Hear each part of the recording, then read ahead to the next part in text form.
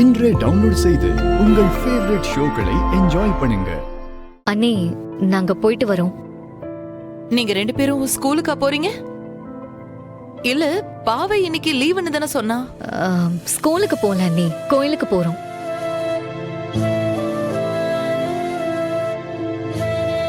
என்ன காலையில 2 பேரும் கோயிலுக்கு கிளம்பிட்டீங்க? ஏதாவது விசேஷமா?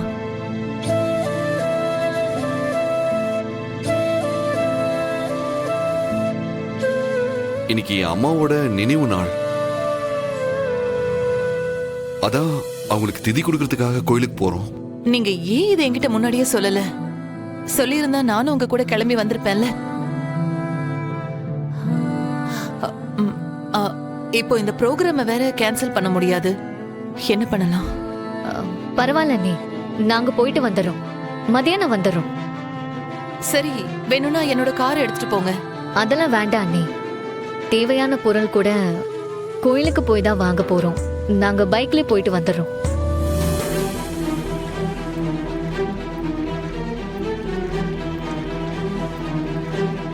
நீங்க எப்ப வரீங்க?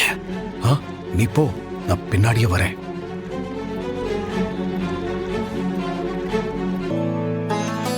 சிவா, என்ன பண்ணிட்டு இருக்கீங்க? இல்ல, அப்பா வரேன்னு சொன்னார்ல, அதான் பாத்துக்கிட்டு இருக்கேன். அதான் வரேன்னு சொல்லிட்டாருல்ல, அப்புறம் என்ன? கொஞ்சம் அமைதியா வந்து கீழே நில்லுங்க. நீங்க இங்க வந்தது அம்மாவுக்கு திதி கொடுக்க, அத மறந்துடாதீங்க. அது என்னவோ தெரியல ஐலி, இத்தனை வருஷமா அம்மாக்கு திதி கொடுக்கும் போது மனசுக்குள்ள ஒரு மாதிரி சோகமா இருக்கும். உனக்கு தான் தெரியுமே.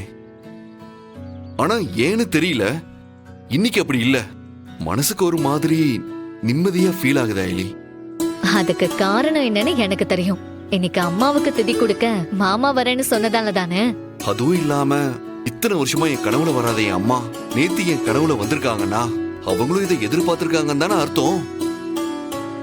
அம்மாவுக்கு அப்பா கண்டிப்பா வருவாருன்னு தெரியும் போல இருக்கு. அதான் என்ன இன்ஸ்ட்ரக்ட் பண்ணிருக்காங்க. ஐலி, என் அம்மாவும் எல்லாத்தையும் பார்த்துக்கிட்டு தான் இருந்திருக்காங்க. இத்தனை வருஷமா இந்த மொமெண்ட்டுக்காக தானே அவங்க ஆத்மா காத்துக்கிட்டு இருந்திருக்கும். இன்னைக்கு அப்பா வந்து அவரோட கையால திதி கொடுக்கிற அப்போ என் அம்மாவோட ஆத்மா நிம்மதியா சாந்தி அடையும். திதி கொடுக்க இன்னும் 10 நிமிஷம் தான் இருக்கு.